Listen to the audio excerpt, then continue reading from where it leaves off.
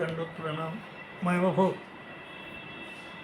आपल्याला सर्वज्ञांनी दोन मोक्ष सांगितले आहेत. एक देवतेचा मोक्ष आणि दुसरा परमेश्वरी मोक्ष.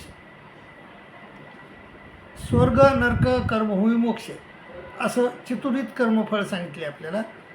तर चतुरित कर्मफळामधला जो मोक्ष आहे तो 5 ते 9 स्थानीच्या देवतेची प्राप्ती, तर त्याला देवतेचा मोक्ष म्हणतात. आणि परमेश्वर स्वरूपाचे 2 विभाग आहेत, एक ईश्वर आणि ब्रह्म. ईश्वराला कैवल्य म्हणतात आणि ब्रह्माला मोक्ष म्हणतात. हा परमेश्वरी मोक्ष. तर 2 मोक्ष आहेत, एक देवतेचा मोक्ष आणि एक परमेश्वराचा मोक्ष.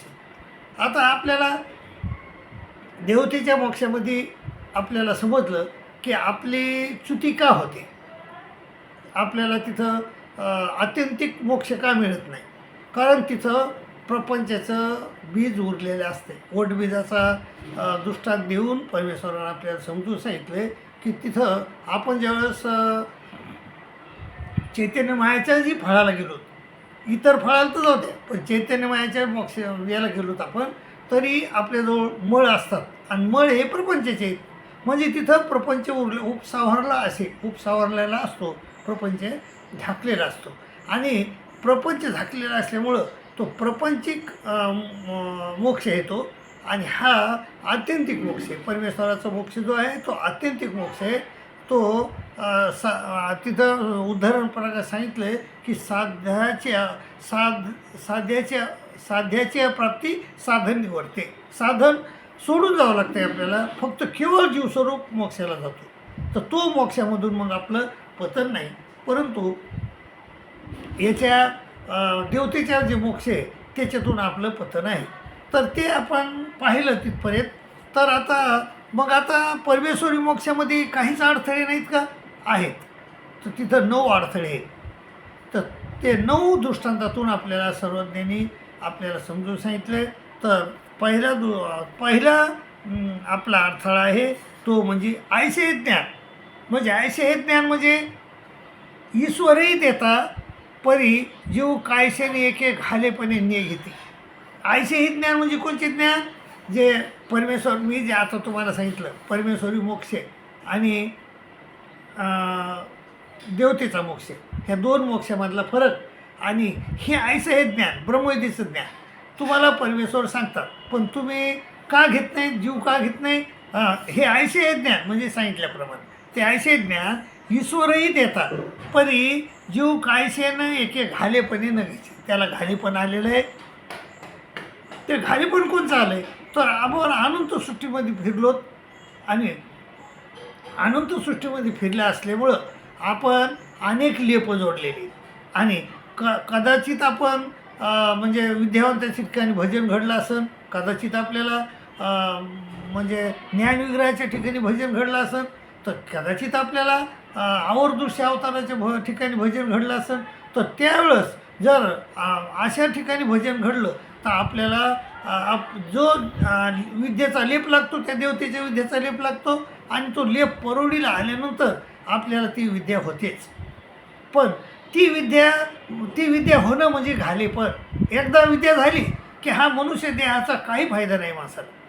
या कोण्याही देवतेची, म्हणजे शिल्पविद्या हो का स्थूळविद्या हो, एकदा विद्याचा संचार झाला तुम्हाला की तुम्हाला मळ आणि पिंडस्था प्रकाशतात आणि पिंडस्था प्रकाशल्यामुळे तुम्ही त्या पिंडस्थेलाच आपला देव मानतात आणि आयुष्यभर मरेपर्यंत त्याची उपासना करतात आणि मृत्यूनंतर त्या ब्रह्मांडस्थेची प्राप्ती होती. म्हणजे तुमचा मनुष्य देहाचा जो लेप आहे, मनुष्य देह जो तुम्हाला मिळाला आहे, तो मनुष्य देह विनामूल्य फुकट जातो, व्यर्थ जातो ह्या घालेपणामुळं. त्यामुळं ते घालेपण न येऊ न द्यावे असं म्हणते. ऐसेही ज्ञान ईश्वरही देता परी जीव कायसेने घालेपणे ने येऊ द्या, घालेपणे ने घे. तर ते घालेपण आपण येऊ देऊ नये. तर मग आपल्याला जर विद्या होऊ नये असं वाटत असेल, आपल्याला माहीत नाही की आपण लेप जोडलेले आहेत का नाही, आपल्याला विद्या होणार का नाही हे माहीत नाही आपल्याला. परंतु आपल्याला हे माहीत आहे की जर आपण लेप जोडलेला असेल तर आपल्याला विद्या होणारच आणि एकदा विद्या झाली की आपलं हे मनुष्य जीवन व्यर्थ जाणार हे माहिती आहे आपल्याला. आणि ज्ञानानं माहीत होतं ब्रह्मदेशास्त्रानं. आणि मग ते ज्ञान झाल्यानंतर मग आपण काय करायला पाहिजे, जर हे खाली पण येऊ द्यायचं नसलं तर एकच उपाय आहे माय बाबा त्याच्यावर, त्या परमेश्वराला अनुसरणे. परमेश्वराला अनुसरणे आणि अनुसरणे म्हणजे काय, इथं अधीन होणे आणि इथून मनीतले ते करणे, त्याला म्हणतात अनुसरण.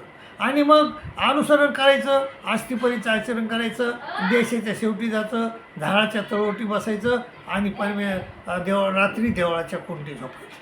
असं जर आपण केलं तर आपलं अनुसरण लेखी लागतं आहे. आणि ज्याचं अनुसरण लेखी लागं त्याला देवत्व तिरेंचत्व होणे नाही, असं स्वामीने आपल्याला वचन देऊन सांगितलं आहे. म्हणून आपल्याला घालेपण येण्याचा विषय नाही. पण जर तुम्ही जर अनुसरण घेतलं नाही तर तुम्हाला घालेपण निश्चित येणार. तुम्ही तुमचं अनुसरण लेखी जर लागलं नाही, तुम्ही जरी दीक्षा घेतली आणि दीक्षा घेऊन जर तुम्ही जर परमेश्वराचं ऐकलं नाही तर ते लेखी लागणार नाही अनुसरण.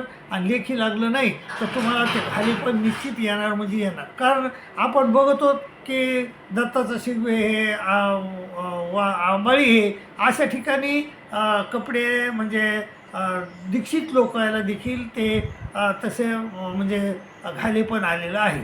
आणि तसं घालेपण आपल्याला निश्चित येईल. त्यामुळं आपण अनुसरणं गरजेचं आहे. अनुसरून देवाचं म्हणणं करण्याचं गरजेचं आहे. मग पहिली गोष्ट, मग ह्या दृष्टांतातून जर तुम्हाला बाहेर निघायचं असेल तर घालेपण जर तुम्हाला येऊ द्यायचं नसेल तर तुम्हाला अनुसरणं गरजेचं आहे, असं माझं मत आहे. आता दुसरा अनाधिकार कोणता आहे तुमचा, तू तू म्हणजे तुपा भाताच्या, पहिला तुपा भाताच्या घासाचा, दुसरा शेवाळ्या खडकाचा. त्याच्यात केशराज व्यास काय म्हणतात की एके तामसे क्रूर वासना दाटली ते अनाधिकारी. क्रूर म्हणजे रागीठीत संतापी, एक क्रूर वासना दाटले ते अनाधिकारी, त्याशी परमेश्वर ज्ञान न देते. राजसा तामसा धर्मी अधिकार नाही. तर हे तामस येतं, क्रूर वासना दाटलेली असतात, त्याला परमेश्वर ज्ञान देत नाहीत. हा एक अनाधिकार आहे आपला. तो अनाधिकार आपल्याला येऊ नये तर अशी सर्वज्ञानं आपल्याला सांगितलेली. तर हे हा जो तुम्ही लापणिक आहे, लापणिकावर लक्ष द्या. लापणिक आपल्याला म्हणजे आलं पाहिजे. लापणिक तुम्हाला यावे म्हणूनच हा मी उपदेवाक करत आहे. आता पुन्हा तू पा म्हणजे पाण्यातील गुंडाचा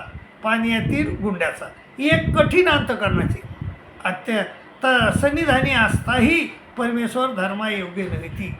असं काय म्हणतात ते काही लोक परमेश्वराच्या सन्निधानी येतं पण तरीही ते परमेश्वर धर्माला योग्य नाहीत. कारण का, कारण ते अंतकरणानं कठीण आहे. तर ते अंतकरण कठीण आपलं नसायला पाहिजे, आपलं अंतकरण कोमल असायला पाहिजे, असं केशराज व्यासाचं म्हणणं आहे. आता त्याच्यानंतर तू पा त म्हणजे तण धेलेल्या वाळाचा, तर तण धेल्याचं तर ते काय म्हणतात, एके राजसे रोजवासना दाटली.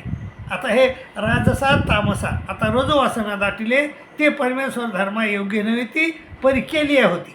पण ते जर रोजवासना दाटलेले आहेत ना ते योग्य नाहीत. राजसा तामसा धर्मी अधिकार नाही. परंतु राजस माणसाचं जर तण धेल्या वावराचा दृष्टांत देऊन स्वामीने आपल्याला सांगितले की तण धेले वावर जर नीट केलं तर कुंभसाची पिकते. तर म्हणून तसं राजस गुण जर काढून टाकला तो धर्माला योग्य होतो. तर तो अनाद आहे. राजस होणं म्हणजे आसक्ती आपल्याला निर्माण मोह घालू पाहिजेत आपण. तर ती आसक्ती आपल्यात नसावी असं केशराज असं म्हणतात. तर आता ते त्यानंतर कान वाथराचा म्हणजे एके आपण अयोग्य आपण बी आपल्याला धर्म कळत नाही, आपल्याला काहीच कळत नाही आणि दुसऱ्याला बी अयोग्य करतात. जे आयसे एका ते असे काही लोक असतात असं केशराज म्हणले. तर त्या लोकांच्या आपण नादी लागायचं नाही.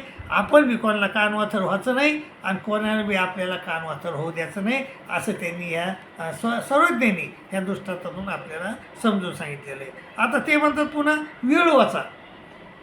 तर ते काय म्हणतात, अंतकरण शून्य ते आधाकार आहे नव्हे. ती ज्याला अंतकरण शून्य आहेत ते अनाधिकारी, ते अधिकारी नव्हते. म्हणून आपलं अंतकरण हे शुद्ध नसायला पाहिजे, हे अंतकरण शून्य नसायला पाहिजे. तर पण आपल्या अंतकरणात परमेश्वर बसलेला पाहिजे, आपल्या अंतकरणात शास्त्र बसायला जागा पाहिजे, तर शून्य नसायला पाहिजे. तर असं आपल्याला वेळूचा दृष्टांत देऊन आपल्याला सर्वज्ञ समजून सांगतात आणि केशरीराज व्यास त्याच्यावर म्हणजे लापणीक लिहितात की एक अंतकरण शून्य ते अधिकारी नव्हे असं सांगितले ते. आता त्याच्यानंतरचा दृष्टांत आहे जारशेल्या वाळकाचा. ते केशरीराज व्यास म्हणतात एक वयसा तिथे फार वय झाले 56 गेले तया ते धर्मनिरूपता दोषच घेते. त्या धर्म जरी सांगितला तर ते धर्म ऐकतच नाही, दोषच घेतात. आणि ते अनाधिकारी आहेत धर्माला. तयाशी परमेश्वर ज्ञान न देते, त्याला परमेश्वर ज्ञान देत नाहीत.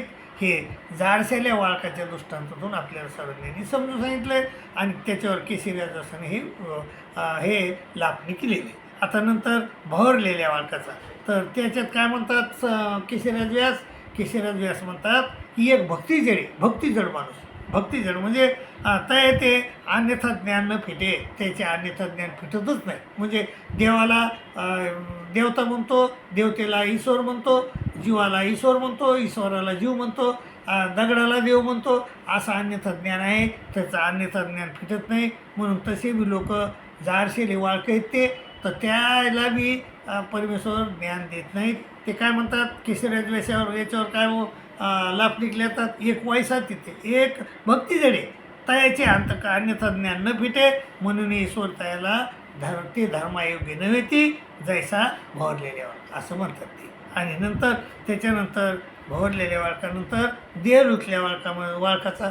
याच्यामध्ये सर्वज्ञाने आपल्याला काय सांगितलं आहे, देह लुटलेले म्हणजे कर्मजड माणूस, कर्मानंच मला परमेश्वर प्राप्ती होईल असं समजणारे जे लोक आहेत, तर ते देह लुटल्या वाळकाचा दृष्टांत देऊन आपल्याला सर्वज्ञाने ते समजून सांगितलेलं आहे की आपण देह लुटल्या वाळकाप्रमाणे नसावं. आणि त्याच्यावर लापणी केलेलं केशरीराजाने एक कर्मजडे तयाशी साक्षी ठाकोची नाही, त्याच्याजवळ बी उभा राहू नये. कर्मजड लोक असतात ना, त्याच्याजवळ बी उभा राहू नये, ते असं ते सांगतात. देह लुटल्या वाळकातून त्यांनी सांगितले. आणि शेवटी देह लुटले कर्मजडे आणि असे 9 अनाधिकार आपले परमेश्वराच्या म्हणजे मोक्षामध्ये आहेत.